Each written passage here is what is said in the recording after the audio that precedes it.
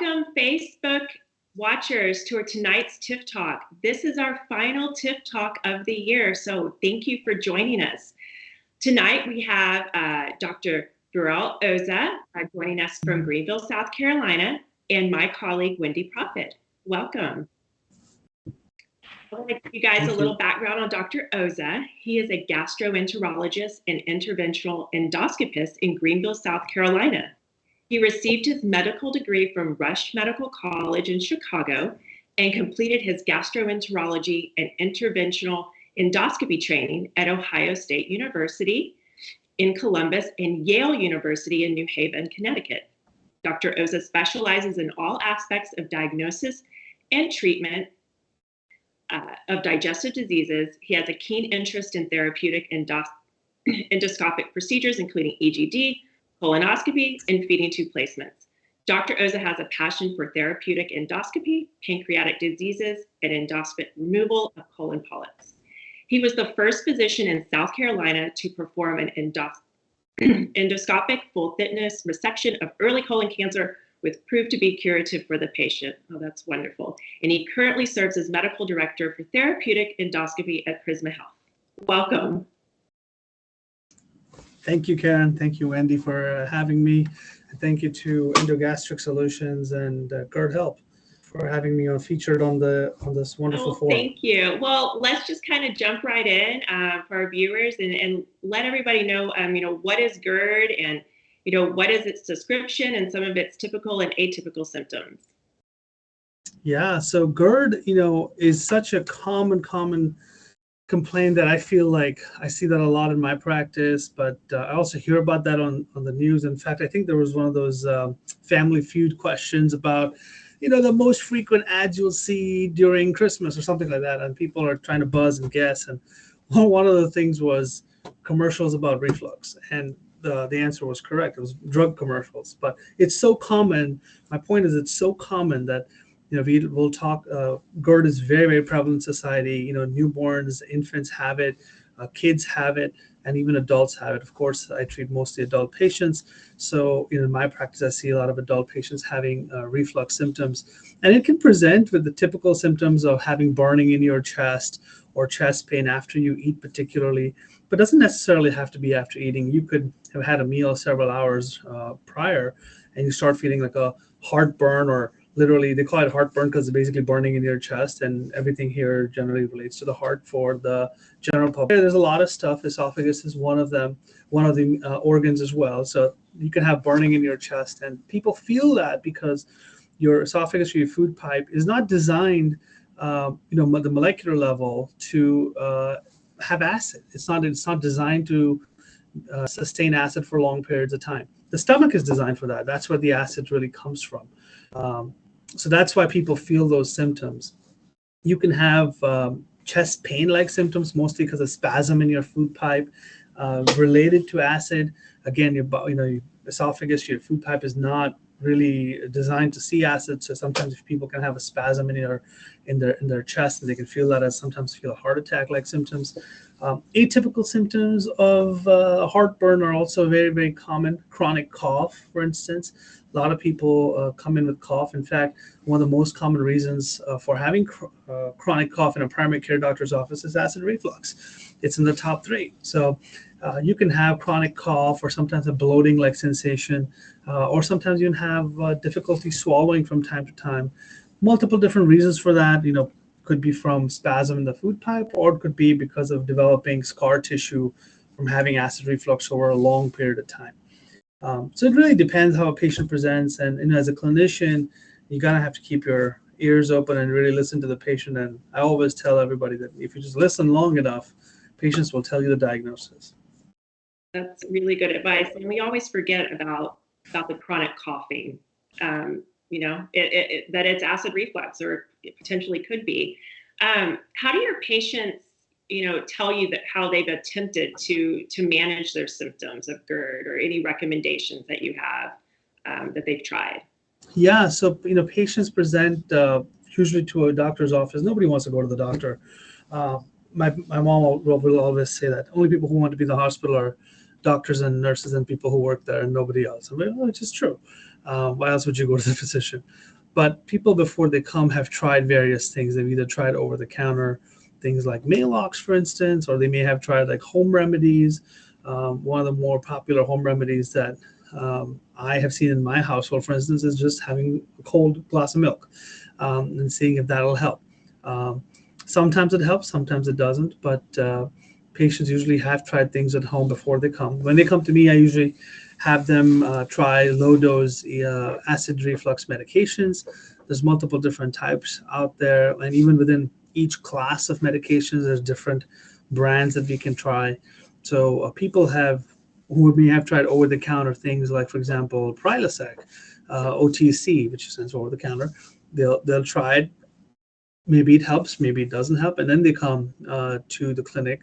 That's when we talk. Usually they'll present to the primary care doctor's office, and then they'll present to us, but not always. Sometimes they'll come straight to the gastroenterologist's office as well. And we can try different agents, and if it's not working, then most patients who have acid reflux, where reflux medications are not working, do need an endoscopy, where they do need a cameroscope that goes in from the mouth into the esophagus and then the stomach to mostly make sure there's nothing bad that might be the reflux is really just a warning sign of something going on.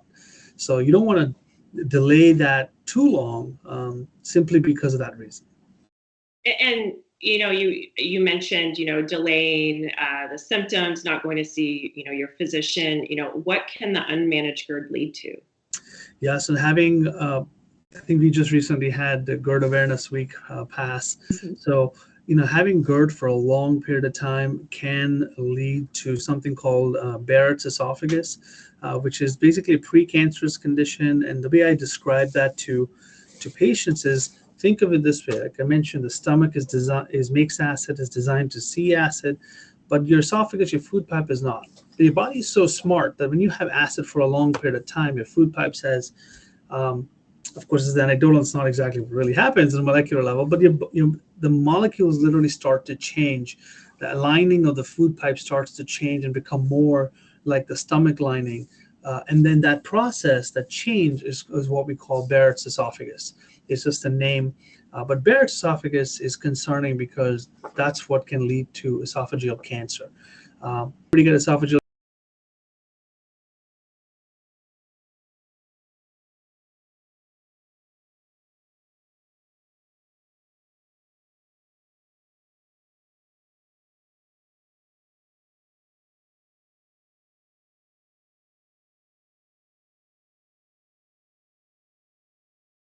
term risks, really just quality of life. Who wants to live with having burning in the chest every time you eat? Who wants to not be able to have a pizza and during the Super Bowl, for instance? So you really need to control reflux, mostly for quality of life perspective, but even there's other medical reasons that are much more deadly that do require reflux to be managed. But I tell all my patients, if you have reflux, you better not smoke. Don't smoke, don't drink alcohol. These are things that really don't help your reflux, one, but second, they also increase the risk of you developing that Barrett's esophagus I mentioned, and they increase the risk of you developing esophageal cancer. So I tell all my patients this: if you smoke, or do tobacco, dip here in the South, or do anything like that, and really want to stay away from all that if you have got reflux. That's good advice. You mentioned an EGD. Can you talk a little bit about the tests that are used to diagnose GERD? Yeah, so GERD can be diagnosed with endoscopy, but generally we'll do something called a pH study, which can be done in two different ways. One is during endoscopy, we can place a little probe in the food pipe that kind of clamps on. It's like kind of a wireless device. I was actually looking earlier to see if I have a dummy device in my office, but I don't. But it looks like a little capsule. It's about yay big, and it sits in the esophagus of the food pipe. It stays there for about 4 or 5 days, and it kind of falls off by itself. But comes the recorder the size of the cell phone, and what you're really doing is recording acid levels throughout the next few days while you go about your life. Now, the the caveat to that is not everybody tolerates that device in the esophagus because it's a foreign body in your food pipe. Your body's very good at sensing foreign bodies, and some people feel it. Some people will feel like, hey, there's some pressure here in the chest, and they'll have spasm in the esophagus. So for those patients, there's another option of what we call a 24-hour pH probe, which is a fine probe. It's maybe the size of my pen tip here, and goes in from the nose. It kind of sits here on the side of the nostril, and other than the inconvenience of having something coming out of your nostril, it measures acid levels just like the other one does. There are some other technical differences between the two, but for all practical purposes, it does measure acid levels, and it's comparable. That's one way to check acid levels. The other one is doing an endoscopy and looking at the food pipe, looking at the lining of the food pipe, doing some biopsies if you see those subtle changes that I mentioned, and looking to see if there's something called esophagitis or just swelling of the food pipe. And if you have that, then that's diagnostic of having acid reflux, either obvious acid reflux or there's something called silent acid reflux, where patients may not have symptoms, but if they have other symptoms, like the atypical symptoms I mentioned, then you might see esophagitis on endoscopy, but they don't really have the classic heartburn. They've got maybe either bloating, or they might have difficulty swallowing from time to time, things like that, or chronic cough. Thank you. And I think before we get into, the different options available to treat GERD, I'm going to turn it over to Wendy. I see we have some questions coming in. We do. So thanks, Karen, very much for that. Loving the conversation so far. We have folks who tonight are interested in that workup that you're talking about. Uh-huh. Can you chat a little bit? Is there a patient that you've seen recently, maybe that you can kind of figure? Where did they start? What was their complaint when they come in? What are the typical complaints that go along with the testing that you order? And then also, is it something that folks have done in a concentrated time frame? Is it spread out? What kind of prep do they have to do, et cetera? Sure. So I'll give you an example of a patient, two different examples. One was a patient with classic heartburn symptoms, 50s, middle-aged male, having just standard what sounded like acid reflux. And the standard workup in those cases involves doing the pH study I mentioned, doing the endoscopy I mentioned, making sure that they don't really have any underlying Barrett's esophagus. If they do, then that does need to be treated depending on what stage of Barrett's esophagus you have. Doing a pH study. And then one other study that I tend to do is also manometry, which is checking to see the pressures of your food pipe, to see if that food pipe actually moves. When you swallow, the swallowing process begins here in the throat or neck, really, but you have a wave-like motion that goes all the way down. So I tell patients this, you go out on a hot summer day here in the South, have a little ice cube. You're going to feel that ice cube go down all the way down till it gets into your stomach, and then you can't feel it anymore. That wave-like motion that goes slowly down, that's peristalsis. And that peristalsis is what the manometry is looking at, to see, is that normal, is that not normal? If it's not normal, is it because of pressures? Is it because the movement is kind of haphazard? So what is it, the reason why that's not normal? So that's what we're looking at. Once all that is completed, we'll have the patients trialed probably before all this on acid blockers for a certain period of time, see if that helps. We'll try to wean them off. There's also a group of patients that, in this particular case, my patient did not want to be on acid blockers at all. And in those cases, then you have to talk about, there's a split in terms of what we can do to make sure you don't get acid reflux, and you also don't have to be on medications. One is a surgical approach, where you can send the patients to a surgeon who would, they'll talk about them different surgical approaches to potentially fix any small hiatal hernias they may have at the bottom of the food pipe, at the junction of the food pipe and stomach. Or we can talk about endoscopic options. Now, the endoscopic option really is the TIF procedure, which is where endogastric solutions comes in, the transoral fundoplication.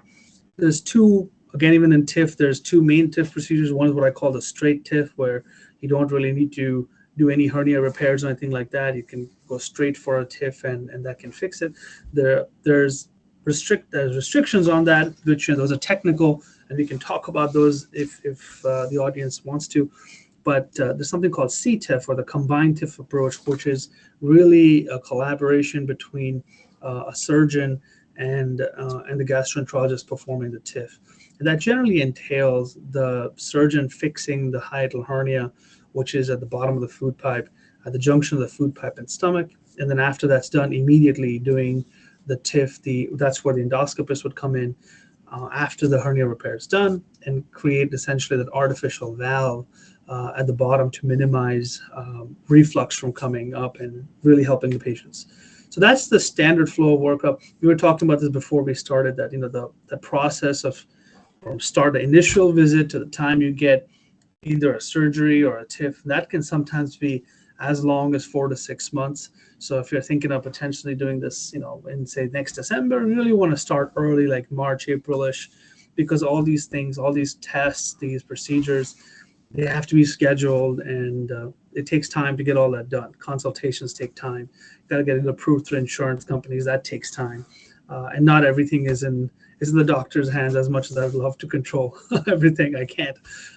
So it just takes time, and I think I tell patients this all the time, that you have to be cognizant of that all this stuff does take time to get all the stuff scheduled, all the procedures done. Understand. Thank you for that. Can you also talk about the patient who comes in, perhaps referred to you by, I'll say, an ENT specialist, right? Doesn't have the classic GERD symptoms, has the hoarseness, has, a chronic cough. Is there a different type of workup that you do with that patient? Yeah, so that's a great question. I actually do get a lot of patients referred to me from ENT for those atypical symptoms.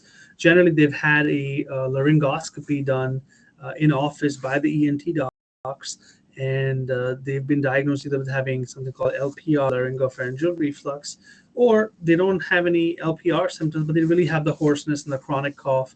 I had a couple of patients referred to me from pulmonary, the lung specialists, where they're like, they have asthma, and it wasn't great control until about 2-3 years ago, and now they can't, for some reason, they can't control this patient's asthma, and they really feel that it might be related to reflux. So those types of cases, we certainly do talk to the patient about doing a TIF procedure, either a straight TIF or a combined TIF. Usually a combined TIF is what ends up happening only because of the percentage of the patient who would qualify for a straight TIF are actually not that many, but it's certainly an option. But I still do an endoscopy in those patients, make sure there's nothing else microscopically that's we need to worry about.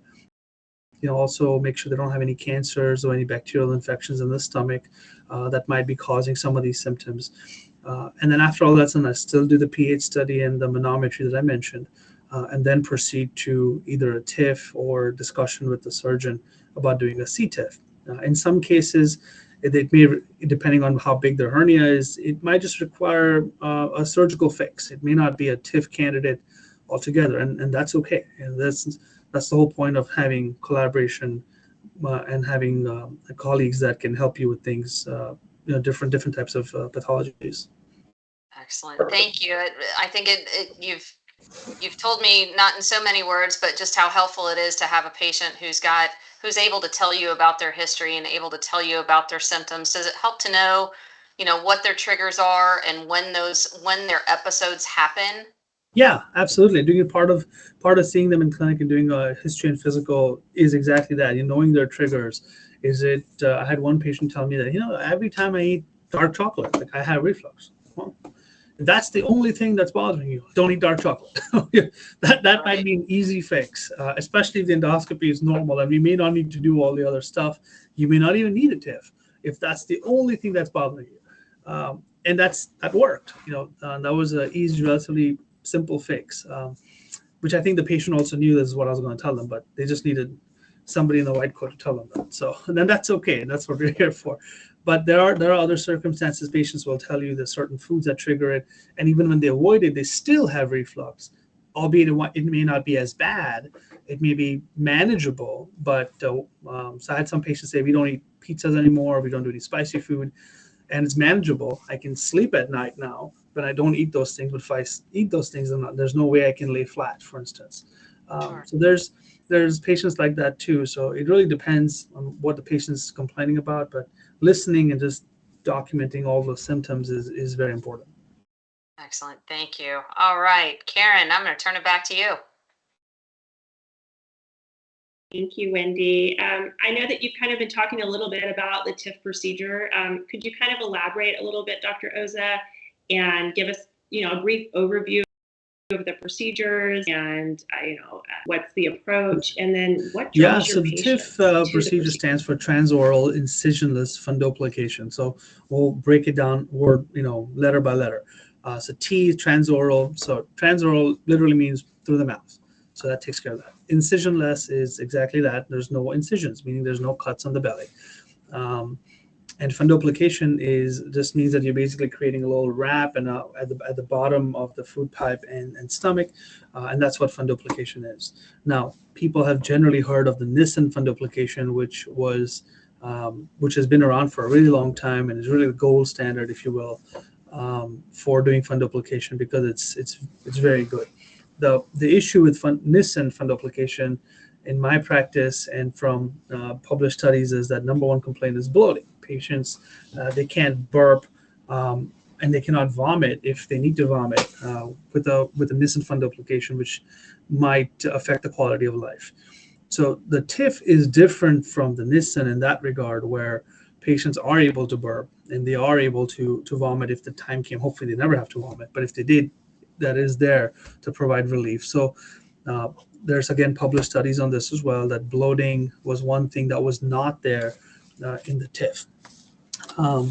So the incisionless part of the TIF is slightly a misnomer in the sense that when you do a C-TIF, the surgeons are going to make an incision to fix that hiatal hernia.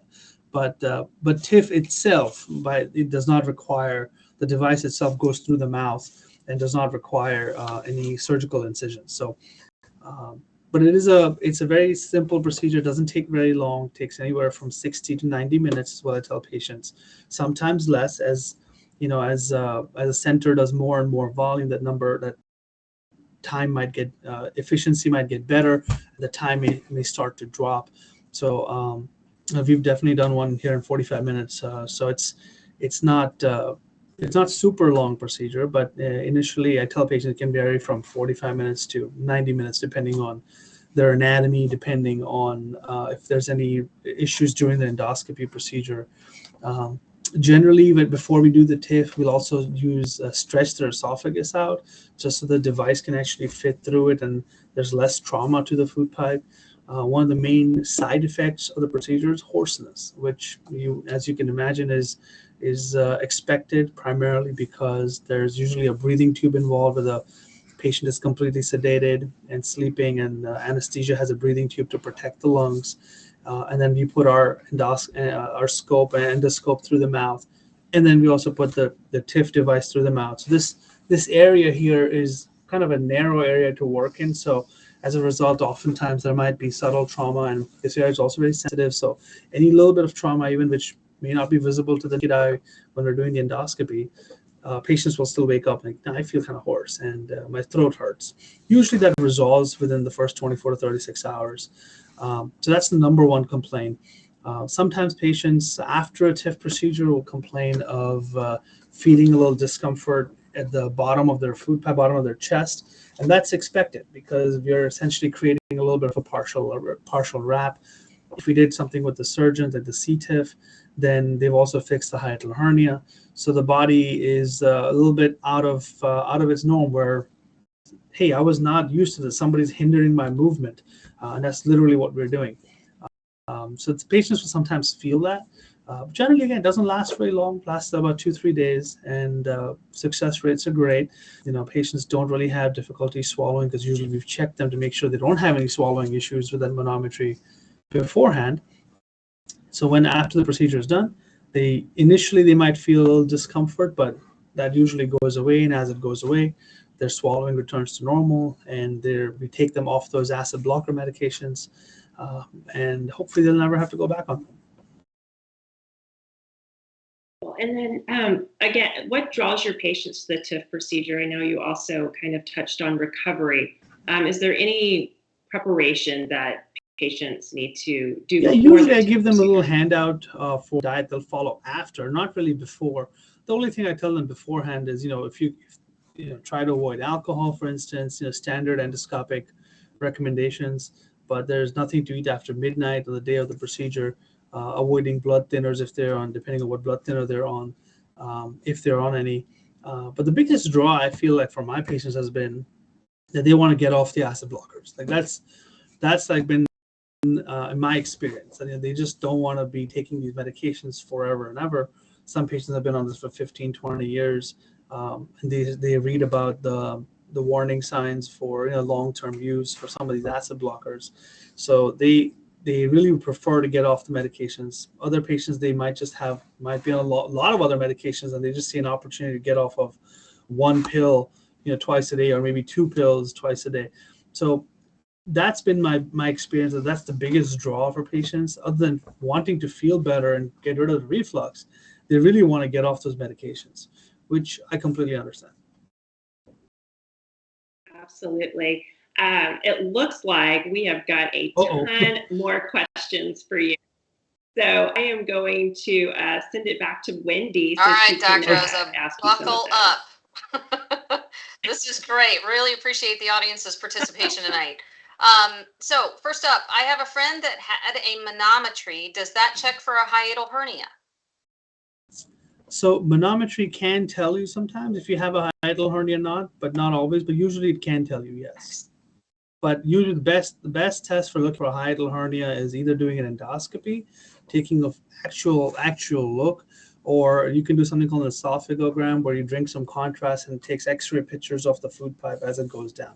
Those are the two best tests to look for hiatal hernias. Perfect. Thank you. Okay. I just had an EGD and was told I have esophagitis. Can I still get a TIF? Yeah, so there'll be a number of different things you'll be looking for as regards to why you had esophagitis, what were the circumstances surrounding that.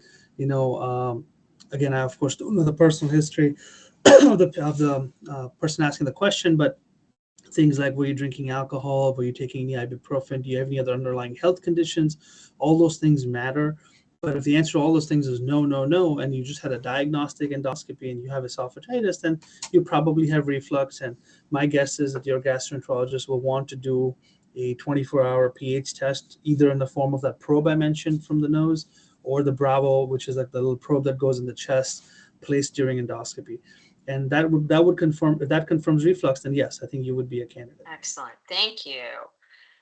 Haley says her husband had a Nissen procedure a few years ago, is back on his PPIs. Could he be a candidate for the TIF procedure?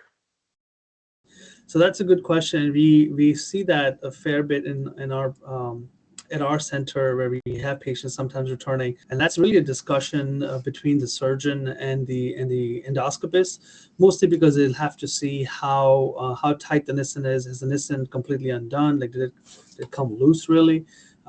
So the short answer to the question is I don't know, and it would really depend on that particular circumstance to see, how is the Nissen still tight, and if it's still tight and it's the way it's supposed to be, and they're still having reflux, well, then that's a discussion to be had mostly with the surgeons. Because once you have a full Nissen, doing a TIF immediately after, or not immediately, but doing a TIF after that becomes a little bit tricky and challenging. So it really have to depend on seeing what that anatomy looks like.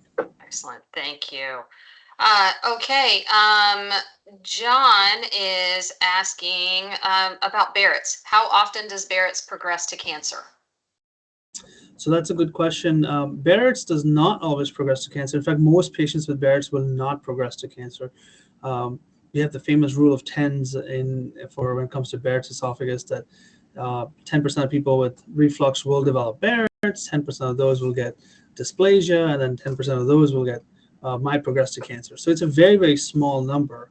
The problem is that there's so many people out there, millions and millions of people who have reflux. So even 0.1 or 0.01% of world population, say 7 billion, is a large number. Right. So it's not very common that Barrett's will progress to cancer, but we don't really know yet. I think we're close to knowing which patients for sure will go from Barrett's to to cancer. But we do biopsies for the Barrett's and we make sure you don't have something called dysplasia. If you do, we do routine surveillance to make sure you don't develop cancerous change. Because when you find esophageal cancer early, it is very, very manageable, just like any other cancer. When you find it early, you can actually do something about it. Sometimes even endoscopically remove it. In today's day and age, you have a subtle cancerous growth, and say if it's just a small area, you can actually take the whole thing out and cancer is gone. So, being honest with your gastroenterologist, following up with your surveillance endoscopies, especially if you have Barrett's, is important. Great, thank you. And then again, don't smoke, don't drink. All right. Last but not least, Karen, I will kick it back to you after this one. Is John's also asking, if I get a TIF, can I begin eating my trigger foods like dark chocolate in your example? So somebody's got his eyes on the holidays, I think. Yeah. Short answer is yes, but like anything else in life, moderation is key. But yes, you should be able to eat the foods you like. Yeah, if you just be like, I'm going to eat dark chocolates for breakfast, lunch, and dinner, and every snack in between, I don't think any amount of TIF or anything is going to really help.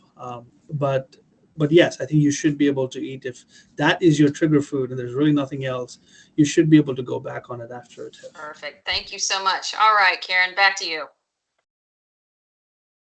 All right.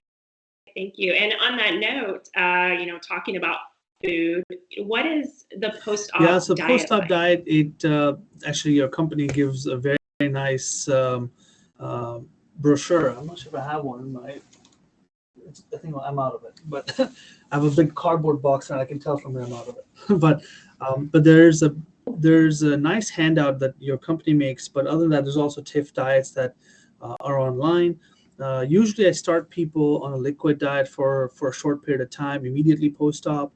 And I advance them to a more full liquid diet, which would be things like thicker things like say grits or milkshakes, etc. And then from full liquids, I'll progress them.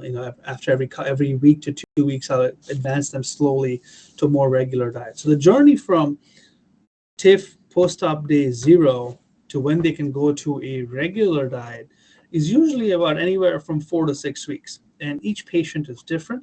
So each patient progresses at a different rate. Some people take a little bit longer. Some people take a little bit less. And some people are like, hey, I feel great after 1 week, and they'll cheat and they'll come to my clinic for follow-up. I'm like, just so you know, doc, I already had a pizza the other day and I feel fine. And it's like 3 weeks in, like, you're not supposed to do that.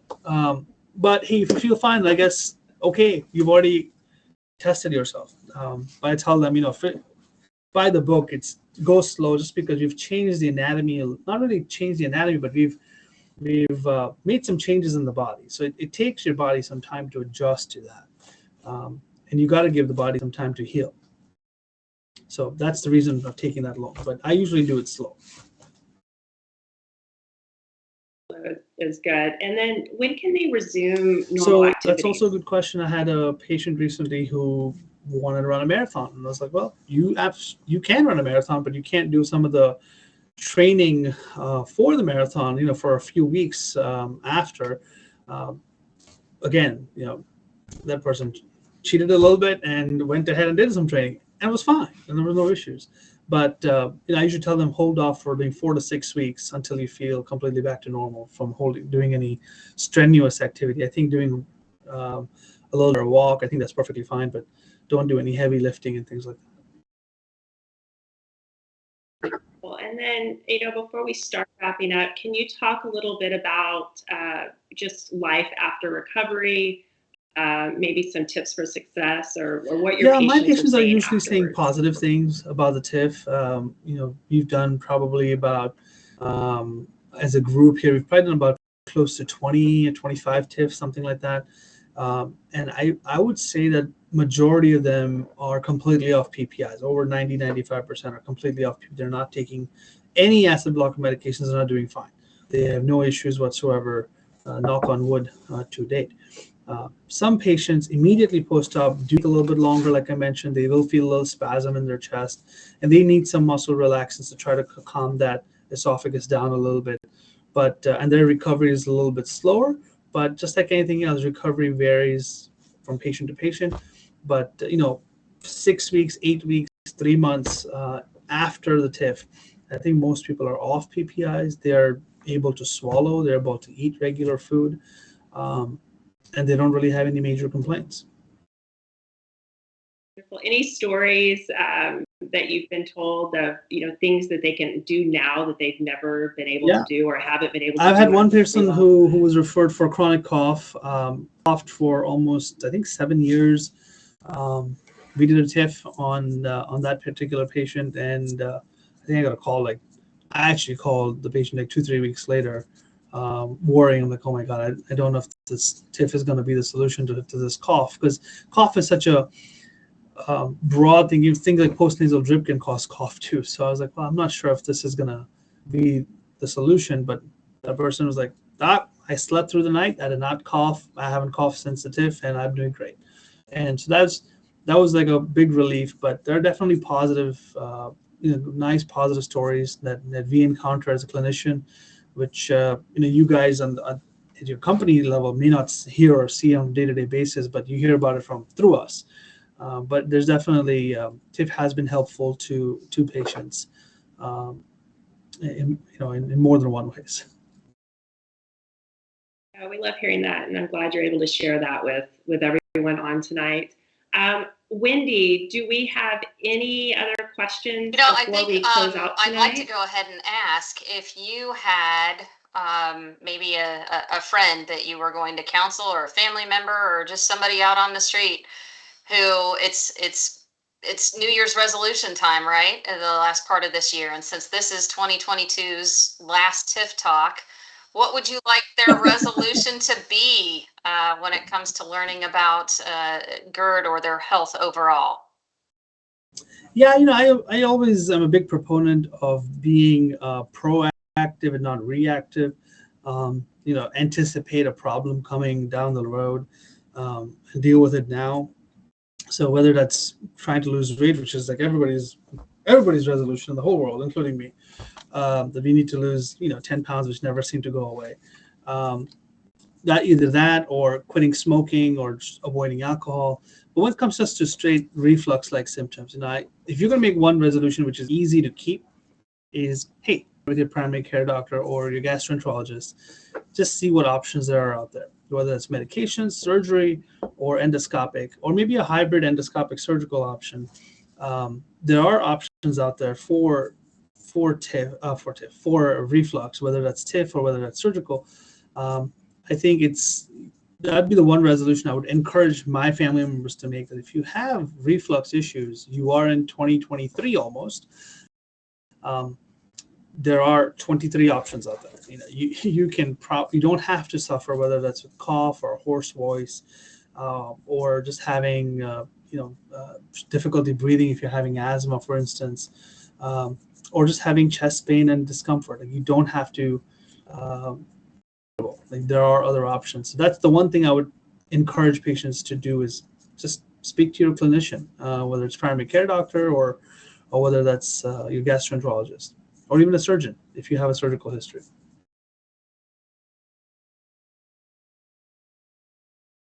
Thank you. I love those parting thoughts. And with that, we'll conclude our TIF Talk for tonight. If you are in the Greenville, South Carolina area, you can find Dr. Oza on GERDhelp.com. If you are not in the area, you can find a physician, TIF-trained physician near you on GERDhelp.com. We also have our GERD Help app. Please feel free to download that app. You can track your symptoms, learn more about TIF. That's available at the App Store on Apple and Google Play. Thank you, Dr. Oza. Thank you, Wendy, for joining us. Thanks for a great year, Facebook viewers. Thank you so much, Dr. Oza. Happy holidays, everybody. Happy holidays. Thank you to everyone for participating.